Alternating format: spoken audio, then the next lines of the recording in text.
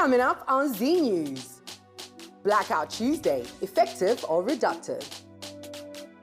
Wizkid comments on police brutality. Sauti Sol's midnight train. And a kickoff for FIFA boss lady.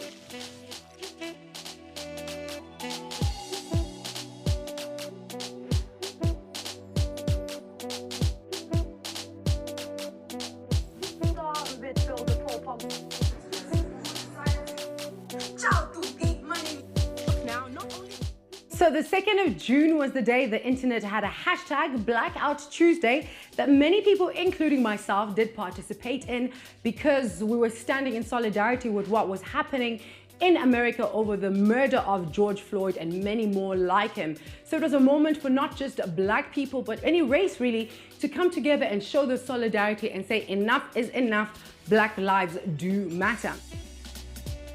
Now, the idea for Blackout Tuesday started with two female music executives, Brianna Agmayan and Jamila Thomas. Now, they challenged the music industry to actually pause their normal line of communication and business and actually, show love and solidarity to the industry that has made them who they are.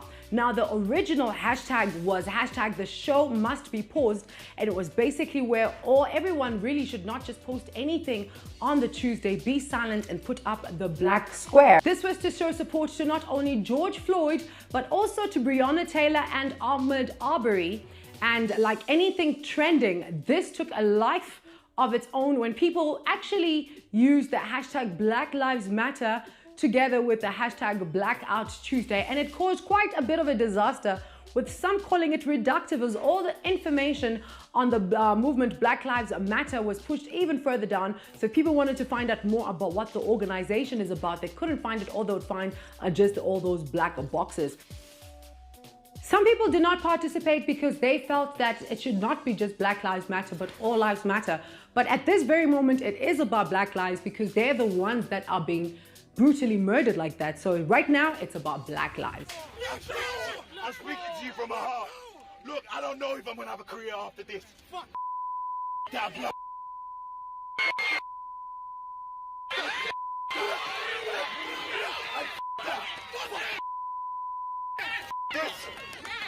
Today is about innocent people who are halfway through their process.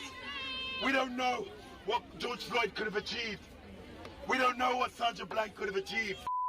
But today, we're gonna make sure that And across the pond in the UK, Star Wars actor John Boyega, now he made a very passionate speech against racism and the importance of black families, and he had a moment where he was worried that, he might just lose his career over his beliefs.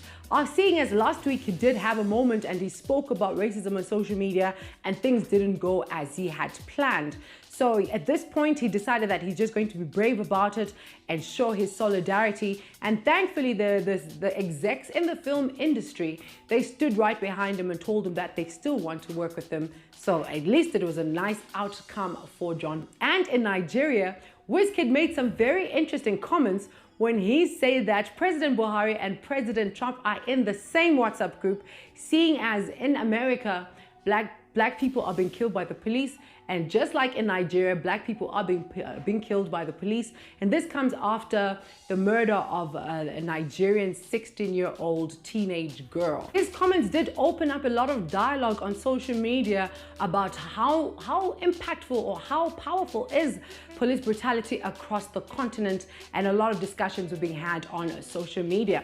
Now, in other news, in Zimbabwe, UK-based FIFA match agent, her name is Ellen Chiwenga, who is the only African female agent in the world. Now, she did announce that back in February that she has intentions, every intention, honey. She is coming for the seat. She's coming for the throne for the Zifa presidency. Now, this would be a great move because not only is she qualified for all this, she knows what she's talking about. It's just a great move to see a female going for this role, and who knows exactly what she's talking about. And she says that she wants to bring back a lot of expertise, a lot of skills that she has acquired over time as she's worked with different agents, different footballers, and seeing all the economic growth that they make and all the opportunities that are around them. She wants to use those ideas bring them back to Zimbabwe and empower our Zimbabwean football youth and take them to the world. So yes, girl, please come through, honey. Service, we are your squad. And in East Africa, Kenyan sensation Sauti Sol. Now they've been very busy in the studio and they have finally released their anticipated album, Midnight Train, not to Georgia. No, it's just called Midnight Train.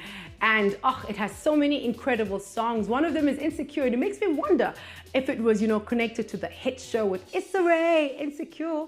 But anyway, the other song, Disco Matanga, which was the main song for Netflix's first African original show, Queen Sono. And they've got so many other collaborations on this album. It's looking like fire. Everything that Sauti Sol does is fire. So I can't wait to get a listen to that. And Polycarp, who's one of the band members, he not too long ago actually just came out on Instagram, social media, and he said that him and his beautiful wife from Burundi are expecting their first baby. So, that music is working. And yep, my time is up. Thank you so much. Keep washing your hands. Ciao.